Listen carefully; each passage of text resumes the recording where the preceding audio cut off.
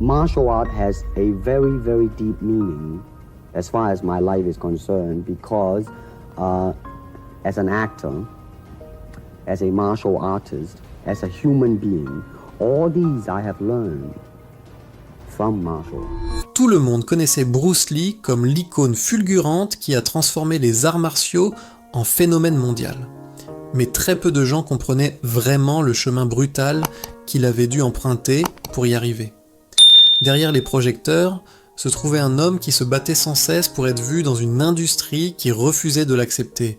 Il est devenu obsédé par la maîtrise totale de chaque partie de son corps, repoussant les limites physiques et planifiant chaque journée avec une précision quasi militaire. Et quand tu frappes, là je me penche un peu en avant en espérant ne pas gêner l'angle de la caméra.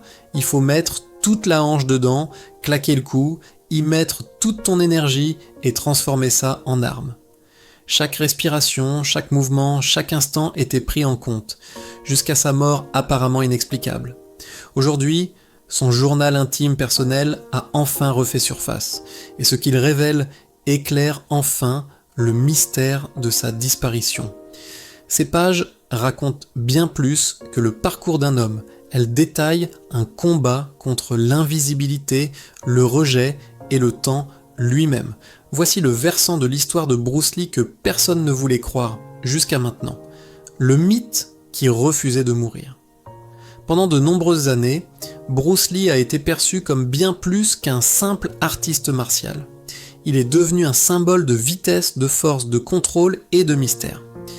Dans le monde entier, les gens étaient fascinés par ses capacités et par les histoires qui l'entouraient.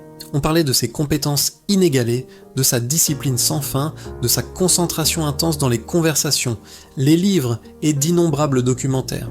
Certains disaient qu'il s'entraînait des heures chaque jour sans jamais se reposer. D'autres prétendaient qu'il frappait si vite que les caméras arrivaient à peine à suivre. Ses fans croyaient chaque mot, mais d'autres ont commencé à douter. Toutes ces histoires étaient-elles vraiment vraies ? Était-il possible qu'un seul homme vive avec une telle concentration et un tel but en permanence ? Était-il vraiment possible de planifier chaque heure de sa journée et de s'y tenir sans jamais faillir, jour après jour, comme une machine ?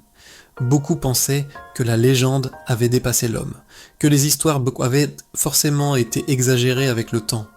Personne, pas même Bruce Lee, ne pouvait maintenir une discipline aussi implacable sans jamais flancher.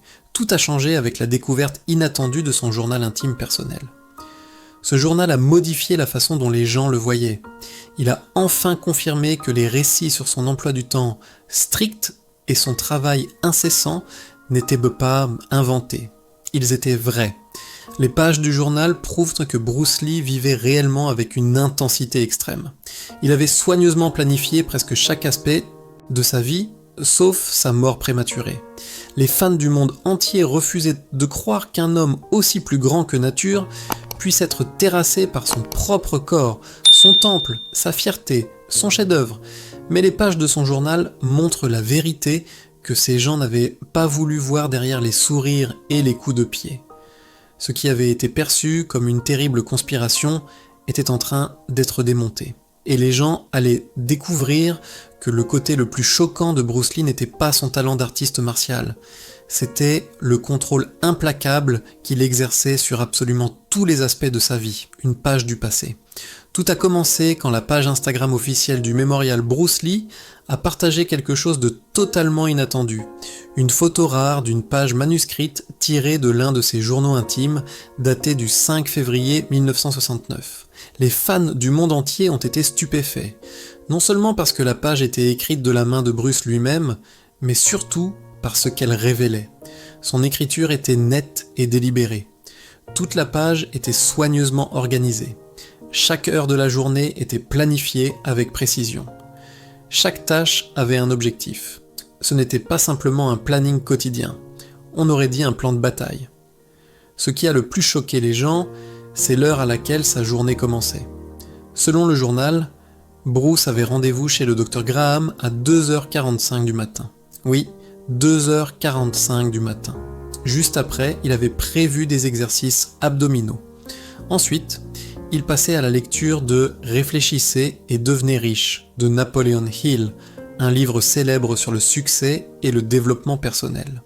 Après la lecture, il se réservait encore du temps d'étude.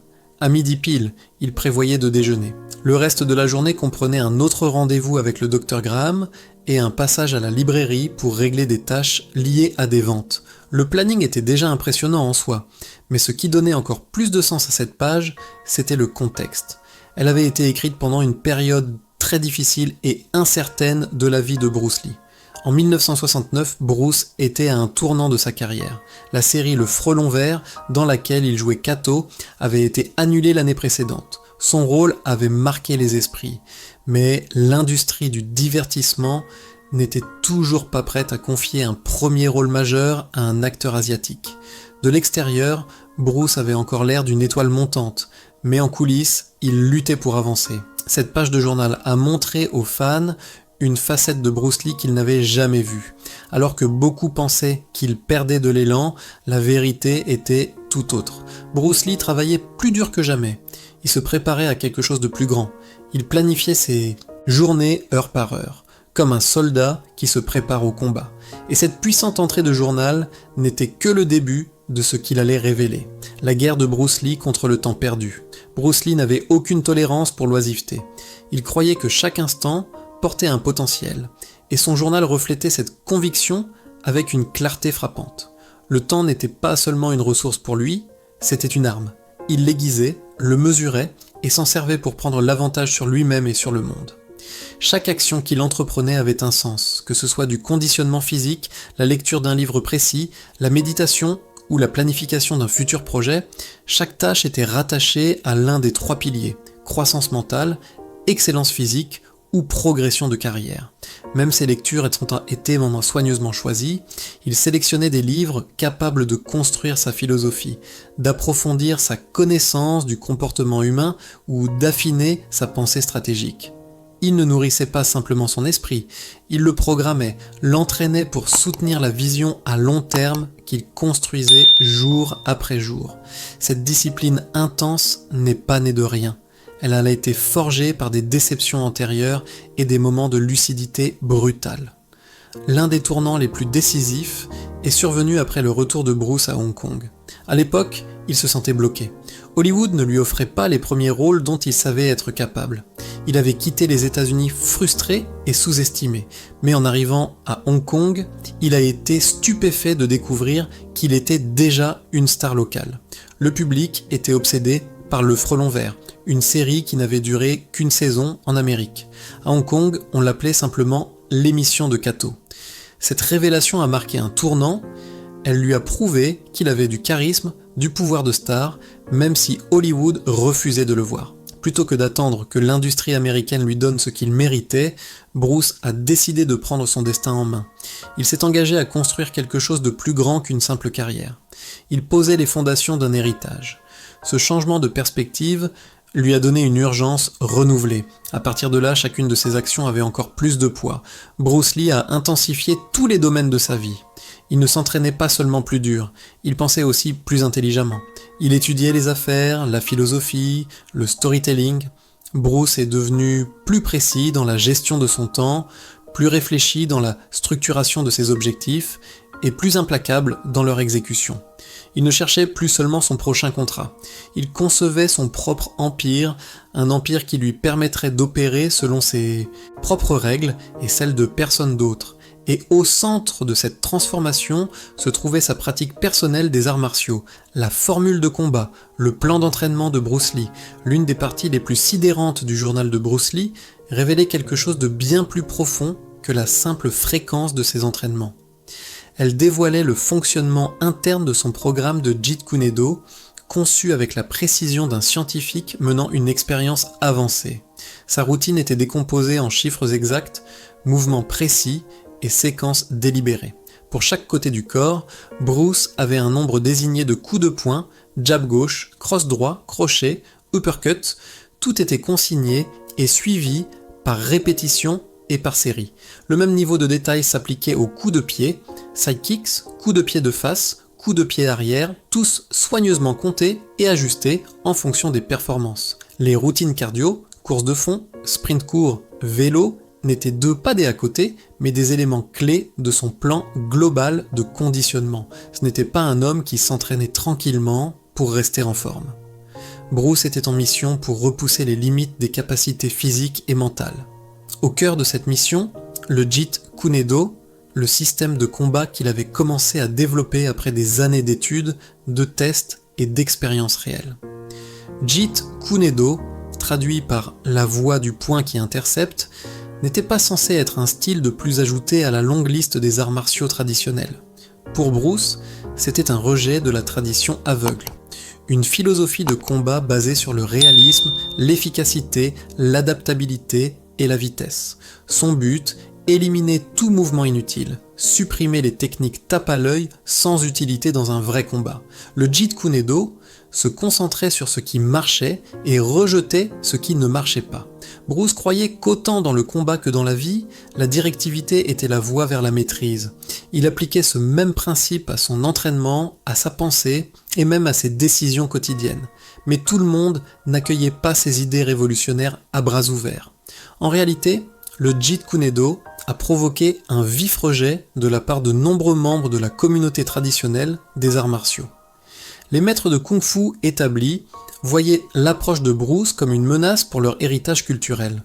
Ils l'accusèrent de manquer de respect à des siècles de tradition et d'abandonner les valeurs fondamentales qui donnaient leur identité aux arts martiaux chinois. Certains l'ont même défié publiquement, remettant en question son droit d'enseigner les arts martiaux à des élèves non chinois. Pour eux, Bruce n'était pas seulement un rebelle, c'était un perturbateur.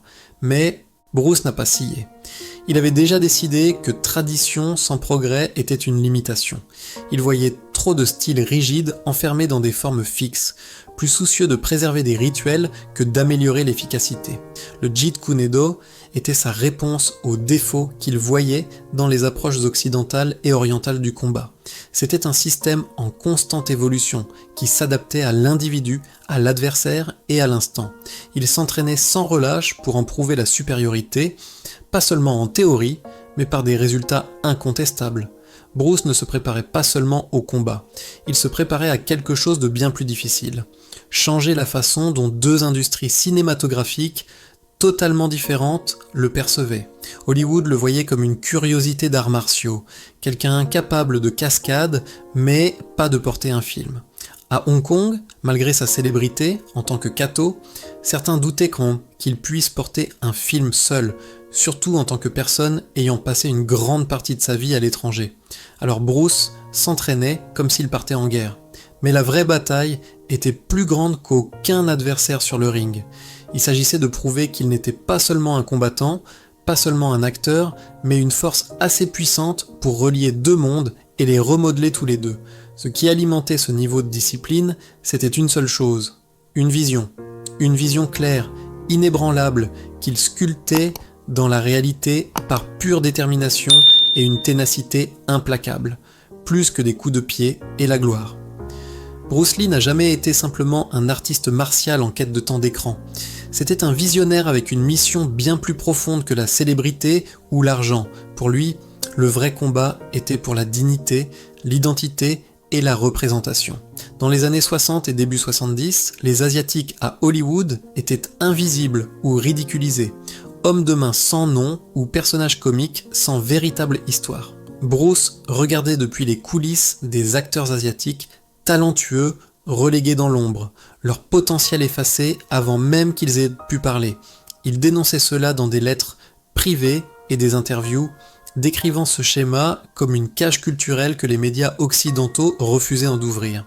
Dans ses journaux intimes, Bruce documentait à quel point il prenait cette mission au sérieux. Il ne conditionnait pas seulement son corps avec un entraînement implacable. Il conditionnait aussi son esprit, son image et son esprit. Sur ses étagères, Comment se faire des amis de Dale Carnegie et les œuvres philosophiques de Krishnamurti. Mais ce n'étaient pas des décorations. Bruce les annotait, surlignait des paragraphes entiers, réécrivait des passages clés de sa propre main, parfois en les reliant à des objectifs cinématographiques précis comme Enter the Dragon. Une note soulignée disait « Sois la star, écris l'histoire, possède le show ». Ce n'était pas un slogan, c'était un plan de bataille. Pendant cette ascension difficile, Bruce a développé un concept audacieux pour une série télévisée intitulée The Warrior. L'histoire suivait un artiste martial chinois dans l'Amérique d'après-guerre civile, bouleversant les villes, affrontant le racisme et survivant grâce à la force, la sagesse et la philosophie orientale. Le personnage principal n'était pas une caricature. Il était profond, spirituel et affirmé. L'histoire était autobiographique dans l'esprit, reflet de l'expérience réelle de Bruce en tant qu'étranger, pont entre les cultures, homme essayant de s'épanouir dans un pays qui ne lui avait pas fait de place. Bruce a présenté l'idée à Warner Brothers au début des années 70 avec tout son enthousiasme. Il avait déjà un petit nom grâce au frelon vert, du charisme, un traitement détaillé, et il était prêt à jouer le rôle principal. Mais les dirigeants du studio ont reculé. Ils se demandaient si le public était prêt pour un héros asiatique. Quelques mois plus tard, Bruce a regardé, incrédule, une série intitulée Kung Fu être lancée à la télévision avec un concept presque identique. Sauf que cette fois, le rôle principal était tenu par David Carradine, un acteur sans aucune formation en arts martiaux et avec des mouvements stylisés que Bruce jugeait inauthentiques. L'industrie avait pris son idée, effacé son nom et blanchi le visage du héros. Ce moment n'était pas seulement un rejet, c'était une trahison. Des amis se souviennent de la rage et du chagrin de Bruce quand il a vu Kung Fu à l'antenne. Mais au lieu de se briser, Bruce s'est recentré. Il a compris qu'il ne pouvait pas seulement se battre pour des rôles, il devait se battre pour la propriété. Ces journaux de cette période sont remplis d'un ton plus tranchant, plus déterminé. Il y détaille comment il allait créer sa propre société de production, sécuriser des financements internationaux et négocier avec les studios selon ses conditions. Il esquissait des concepts de films comme le jeu de la mort et listait les noms de collaborateurs de confiance. Même quand les portes se fermaient, Bruce continuait à construire. Il entraînait des élèves comme Karim Abdul-Jabbar, non seulement en arts martiaux, mais aussi en philosophie et discipline, dans l'espoir de transmettre plus que des coupes de poing. Il organisait de petits rassemblements avec des artistes asiatiques américains pour partager des idées sur la représentation. Et même si son corps se fatiguait à cause de blessures au dos et du surmenage, il n'a jamais cessé d'imaginer un monde où son fils Brandon pourrait grandir en se voyant en héros. Bruce Lee se battait avec les poings, mais aussi avec des principes, des plans et de la persévérance. Il ne voulait pas simplement un rôle, il voulait une révolution. Et il est mort en se battant pour ça. Le fardeau silencieux derrière le journal. Pour beaucoup, le journal intime de Bruce Lee peut ressembler à une liste de victoires. Objectifs clairs, citations motivantes, plans détaillés. Mais quand on lit entre les lignes, une toute autre image apparaît. Son journal révèle non seulement un homme d'une grande discipline, mais aussi un homme qui vivait sous une pression insupportable. Chaque mot qu'il écrivait n'était pas seulement un engagement envers l'excellence, c'était une bouée de sauvetage. Bruce Lee ne courait pas simplement après le succès. Il se battait contre le temps, la peur et le rejet. En 1969, Bruce avait déjà passé des années à essayer de percer à Hollywood. Il s'était entraîné dur, avait étudié le jeu d'acteur, travaillé son accent, créé des contacts. Mais rien ne semblait suffire. En même temps, Bruce était sous une énorme pression financière. Il avait une femme, Linda, et 2 jeunes enfants, Brandon et Shannon. Il n'avait ni revenu stable, ni sécurité. À chaque fois qu'il s'asseyait pour écrire dans son journal, il écrivait en tant qu'homme qui avait tout à perdre. Ses objectifs n'étaient pas de simples idées motivantes, c'étaient des plans de survie. S'il échouait, cela n'affecterait pas seulement lui, mais toute sa famille. Il ne pouvait pas se permettre d'échouer. Bruce a répondu à cette pression en se poussant plus fort que jamais. Ses amis ont remarqué qu'il s'entraînait de façon obsessionnelle. Il continuait malgré les blessures, là où d'autres se seraient arrêtés. En 1970, en soulevant des poids sans échauffement adéquat, Bruce s'est gravement blessé au dos. Les médecins lui ont dit qu'il ne pourrait peut-être plus jamais pratiquer les arts martiaux. Pour la plupart des gens, une telle blessure aurait signifié un long repos, voire une retraite anticipée. Mais pas pour Bruce. Même alité, il a refusé de ralentir. Au contraire, il a profité de la période de récupération pour écrire plus que jamais. Il remplissait cahier après cahier d'idées sur les arts martiaux, la philosophie, des scénarios de films et des objectifs futurs. Il refusait que son corps arrête son esprit. Mais la douleur de cette blessure ne l'a jamais vraiment quitté. Elle est devenue une partie de sa vie, un ennemi silencieux qui le suivait partout, et pourtant, il n'a jamais cessé de pousser. Au début des années 70, sa persistance a enfin commencé à porter ses fruits. Il est retourné à Hong Kong et a tourné plusieurs films à succès, dont Le Grand Patron et La Fureur du Dragon. Il est devenu une star presque du jour au lendemain, mais avec la gloire est venue encore plus de pression. Il n'était plus seulement un acteur qui essayait de faire ses preuves, il était désormais un symbole de fierté, de culture et de force pour des millions de personnes. Les studios exigeaient plus, ses fans attendaient plus, ses élèves le regardaient comme un leader. Sa famille dépendait encore de lui financièrement et émotionnellement. Bruce a répondu de la seule façon qu'il connaissait, en poussant encore plus fort. Il s'entraînait plus longtemps, dormait moins et donnait tout ce qu'il avait dans son travail. Il refusait de ralentir, même quand son corps le suppliait d'arrêter. La pression ne l'a jamais quitté. En réalité, elle n'a fait que grandir. Il ne voulait décevoir personne. Mais le poids qu'il portait était plus lourd qu'aucun homme ne devrait avoir à supporter.